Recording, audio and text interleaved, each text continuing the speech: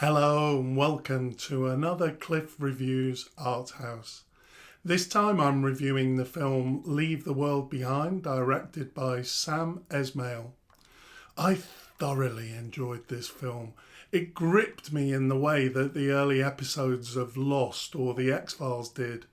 Really gripping mystery presented with cinematic perfection. It's not that there's anything especially original about this film, it's just really well done and makes for a very entertaining 2 hours and 20 minutes. The cast is great: Julia Roberts, Ethan Hawke and Mahershala Ali. Even the cameo played by Kevin Bacon. All A-listers, all good, giving the feeling that the film's in really safe hands.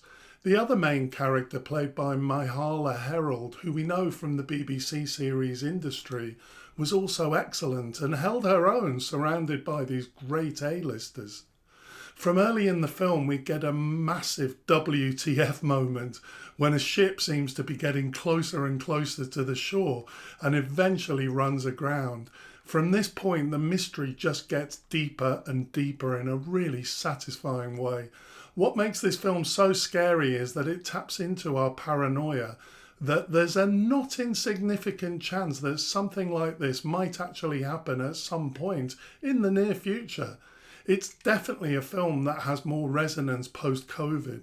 What makes this so scary is how impotent the state becomes in the face of certain types of disaster.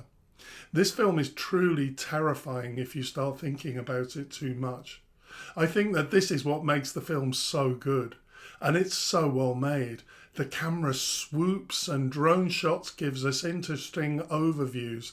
I think that Esmail is engaging in a bit of visual showmanship, but it's never showy for the sake of it. For me, it really added to the feeling of being totally involved in the roller coaster of the evolving mystery. The resolution of the film is really satisfyingly ambiguous. For me, the evolution of the mystery was constant and kept me engaged throughout, but I like that many things are left open to interpretation. Given that this is first and foremost an entertainment rather than an art house movie, I like the boldness of leaving it as open as it is, but still leaving me satisfied in the ending. There are interesting absurdities in this film that I really liked. The son's illness, the strange behaviour of animals, the leaflets falling from the sky. I really liked the abstract artwork in the living room, but then I noticed that it seemed to change during the film. Another interesting ambiguity. I'm not quite sure how to interpret this, but it definitely added to the unsettling nature of the whole film. That said, I think you could ask the question as to how this fits into the film. Everything else in the film is an actual event. The paintings changing introduces a different, perhaps almost supernatural element to the film.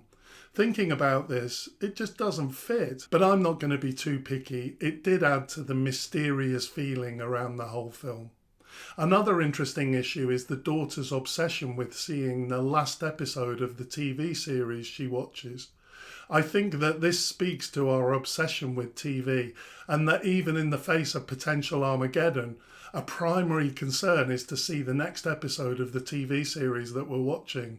I can kind of relate to this. Finally, I seem to be in a minority on this point, but I didn't like the music that played at the end of the film.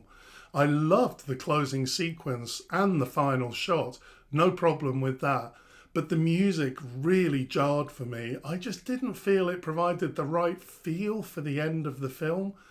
Perhaps that's the point, the absurdity of it. I can see how that could be the case.